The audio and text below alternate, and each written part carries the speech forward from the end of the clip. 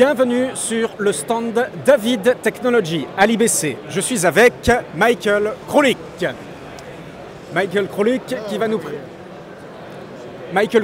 qui va nous présenter quelques nouveautés de Media Composer, la nouvelle version encore en bêta. Nous vous écoutons, Michael. Great. So, how are you doing? Welcome to Avid at IBC 2018. So going through some of the latest features in Avid Media Composer, also some new stuff that's coming out, I'll let you know, but we just want to give you a little hint. Something we just introduced is the new Avid Artist DNX ID. This is in conjunction with Blackmagic. It's a portable, inexpensive, it's about less than $1,000 US to have I/O that's actually portable. It's HDMI out, it goes up to 4K, again, a really nice tool to go along with our other I/O devices like the DNX IV, DNX IP, and DNX IQ. We have some really great features that we have included, or this is a beta version of 2018.9, which will be out maybe next week. So some things I want to point out is we have some a new codec for Uncompressed. So it's DNX Uncompressed.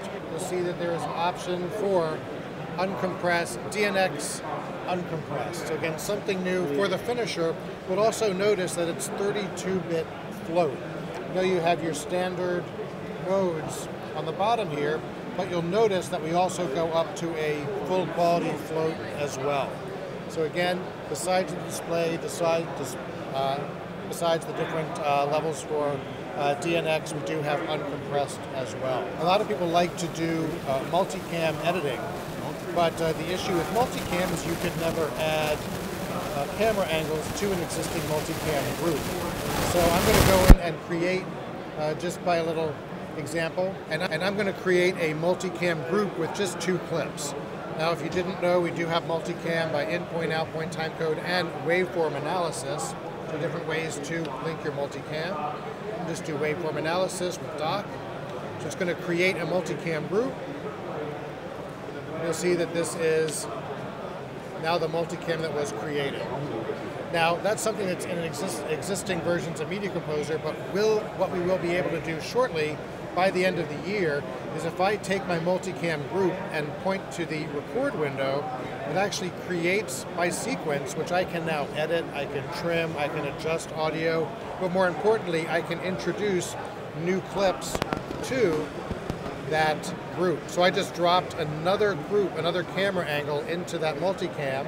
I would then say update that group, and update it, and what will happen is since that's been updated, you'll now see a third camera angle has been added. Now what we also want to point out is we will have some changes with color correction. And one of the big things, feature requests that people have asked for is shape-based color correction inside of Media Composer. You will be able to go into your color correction tools, and just for example, you'll see you have shapes inside of color correction. So if I want to do a shape around Doc's face, maybe to create an effect, I'll simply draw a quick shape, obviously very quick. And now on that shape, I have full control of the master hue, saturation, and luminance. I have clips, I have highlights, I have hue, levels, secondary color correction, and bias and feathering on the shape. So let's say I want to boost the saturation, or actually just take the saturation out so he's all black and white, and we can go in and feather the edges as well. You're seeing again through the DNX ID, your output, you see all the feathering, so again creating some nice effects.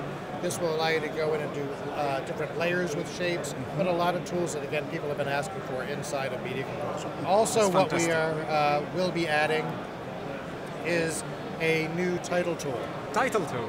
So the title tool only went up to HD before, but now since we can go up to, and by the way I want to point out, in projects we can go up to 16K. 16K? I know, shocking.